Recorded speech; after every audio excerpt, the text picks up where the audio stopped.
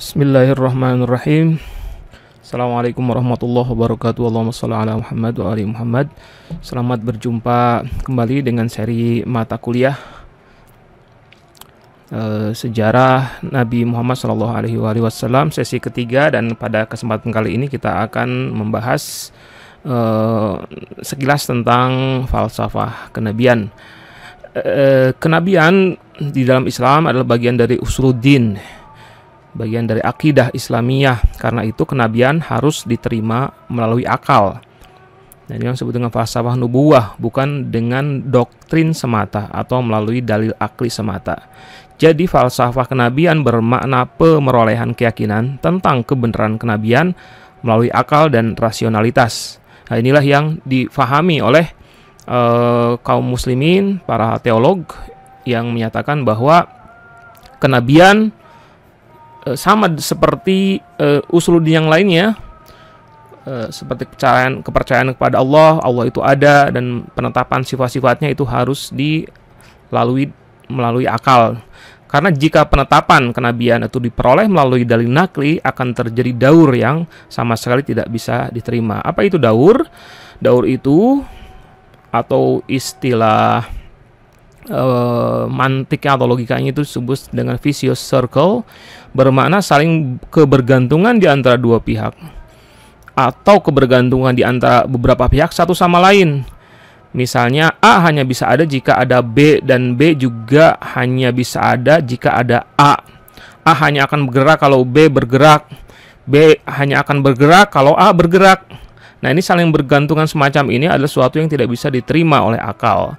Akal kita menyatakan bahwa seandainya prinsip itu yang terjadi, maka tidak akan ada wujud, dan tidak mungkin ada juga yang namanya pergerakan.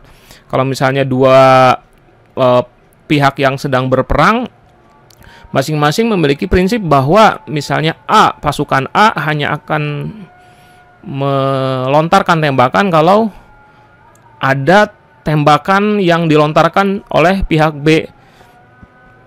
Nah, jadi A nunggu-nunggu terus. Nah, kami tidak akan mulai perang nih kalau misalnya B tidak melontarkan tembakan. Sementara B-nya juga punya prinsip yang sama. Kami tidak akan melontarkan tembakan seandainya pasukan A tidak melontarkan tembakan kepada kami. Nah, kalau kondisi semacam itu, tidak mungkin terjadi yang namanya tembakan. Tidak akan mungkin terjadi perang, karena satu sama lain saling menunggu. Ketika ada satu pihak yang memulai, maka pada saat itulah terjadi yang namanya perang. Nah, sama juga kalau di sini ada gambarnya, ada papan catur di sini nih. Nah, ada papan yang berwarna putih dan berwarna hitam. Kan selalu saja pasti di antara kedua di antara kedua pemain itu harus permainan ini hanya akan bisa akan bisa dimulai seandainya ada yang bergerak dulu. Nah, ini biasanya bidak yang berwarna putih itu yang dijalankan oleh salah satu pemain. Seandainya satu sama lain saling menunggu, putih hanya akan bergerak kalau ada pergerakan dari hitam.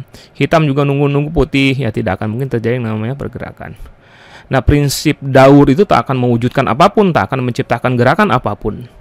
Nah, misalnya seperti gini, kalau di dalam akidah Islamiyah, daur tentang doktrin ketuhanan. Kalau ketuhanan dipahami oleh doktrin, akan terjadi seperti begini. Misalnya pertanyaannya, Anda percaya bahwa Tuhan itu ada? Ya, percaya. Dari mana Anda percaya? Karena, nah itu dari mana ini? Dari dalil nakli, dari Al-Quran. Al-Quran yang menyatakan demikian. Oke, bahwa betul bahwa di dalam Al-Quran dinyatakan bahwa Allah itu ada. Akan tetapi pernyataan atau jawaban ini disusul dengan pernyataan atau pertanyaan berikutnya. Yakin segala yang ada dalam Al-Quran itu benar? Nah, jawabannya adalah yakin. Dari mana keyakinan itu Anda dapatkan? Karena Quran adalah firman Allah. Ya kan, memang betul kan Al-Quran itu firman Allah. Karena Quran itu firman Allah, maka segala apapun yang ada di dalam Al-Quran itu harus dipercaya. Allah itu siapa? Allah itu memang ada, tentu saja ada. Dari mana kita bisa memperoleh keyakinan bahwa Allah itu ada? Nah, akan kembali lagi karena Al-Quran menyatakan demikian. Ini adalah sesuatu yang tidak bisa diterima oleh akal kita. Nah, dalam perkuliahan akidah Islamiyah, ya ini sekali lagi bahwa ini adalah hanya sekilas saja. nanti di dalam perkuliahan akidah Islamiyah akan bisa diperdalam secara lebih jauh lagi terkait dengan bagaimana kepercayaan terhadap wujud Allah dan juga segala macam sifat-sifatnya itu bisa didapatkan dengan menggunakan dalil-dalil rasional. Jadi dalam perkuliahan akidah Islamiyah nanti akan minimalnya akan didapatkan ada 3 argumentasi untuk menetapkan keberadaan Allah, yaitu argumentasi wajibul wujud, argumentasi fitrah manusia, dan yang berikutnya adalah argumentasi keteraturan alam. Nah, kembali ke masalah yang sedang kita bahas, yaitu terkait dengan kenabian. Nah, kenabian seandainya difahami dengan cara doktrinal juga akan menciptakan daur. Sama pertanyaannya kurang lebih seperti gini, Anda percaya bahwa Nabi itu ada dan dia itu bernama Muhammad? Ya, percaya. Dari mana Anda percaya? Nah, kalau jawabannya adalah dari Al-Quran, nah itu namanya menyandarkan dalil atau argumentasi tentang kenabian Muhammad SAW dari Al-Quran, dan itu artinya adalah berargumen tentang kebenaran Nabi Muhammad dengan dalil nakli, dan ini menciptakan daur. Pertanyaan berikutnya adalah, Anda yakin bahwa segala yang ada di dalam Al-Quran itu benar? Jawabannya adalah yakin. Dari mana keyakinan itu Anda dapatkan? Karena Al-Quran itu dibawa oleh seorang nabi bernama Muhammad. Segala yang dibawa oleh Nabi Muhammad itu pasti benar isinya. Memangnya Nabi Muhammad itu seorang nabi? Iya, tentu saja seorang nabi. Dari mana kita bisa membuktikan bahwa dia seorang nabi? Nah, nanti akan kembali lagi jawabannya adalah karena Al-Quran menyatakan demikian. Ini adalah contoh dari daur. Ini adalah bentuk daur yang tidak bisa diterima oleh akal kita. Dalam akidah Islamiyah, kepercayaan terhadap Nabi memiliki dasar argumennya, argumentasi akli ya, argumentasi yang rasional. Karena Nabi Muhammad adalah pembawa risalah Islam dengan Al-Quran sebagai petunjuk utama, maka pembahasan tentang kepercayaan terhadap Nabi Muhammad SAW bersamaan dengan kepercayaan terhadap Al-Quran. Jadi pembahasan mengenai kepercayaan kepada Nabi Muhammad itu tidak bisa dilepaskan dari pembahasan terkait dengan kepercayaan terhadap Al-Quran. Nah, sementara itu kepercayaan terhadap Al-Quran harus didahului dengan kepercayaan kepada Allah beserta sifat-sifatnya. Bahwa Allah itu Maha Pengasih, Maha Pemberi Petunjuk, Maha Adil, Maha Bijaksana, dan lain sebagainya. Sekali lagi ini hanya sekilas saja, bahwa ringkasan keyakinannya adalah sebagai berikut, bahwa Allah dengan segala sifat baiknya pasti akan memberikan bimbingan kepada umat manusia yang menghendaki hidup bahagia, tapi mereka tidak tahu jalan menuju kebahagiaan dan kesempurnaan itu. Kita manusia terlahir ke dunia dibatasi dengan waktu tertentu yang katakanlah misalnya orang-orang yang sangat panjang umurnya 80 tahun itu sudah dianggap sangat panjang umurnya, 90 tahun. Itu sudah sangat panjang umurnya.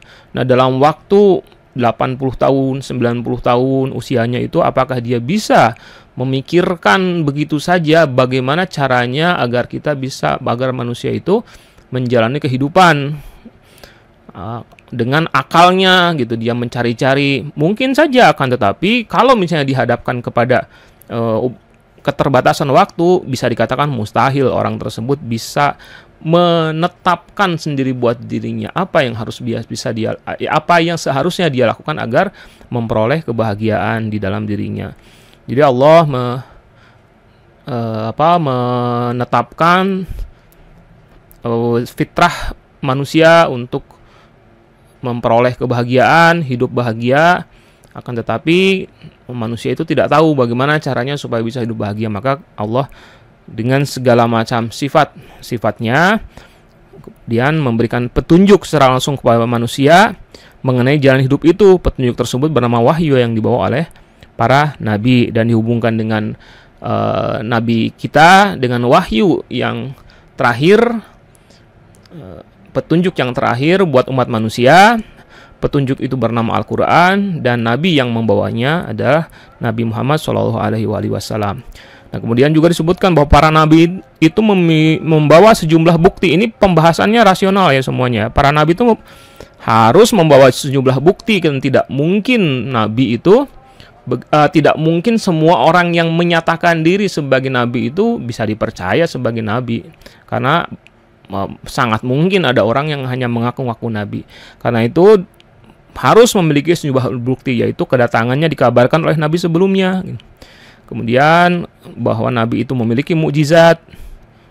Kemudian sangat menguasai konten risalah yang dibawanya dan mampu menjelaskannya dengan cara yang sempurna kepada umatnya. Dan kemudian yang keempat, mengamalkan dan menjadi contoh dalam pengamalan konten, mengamalkan dan menjadi contoh atas konten risalah tersebut. Ya. Nah, kita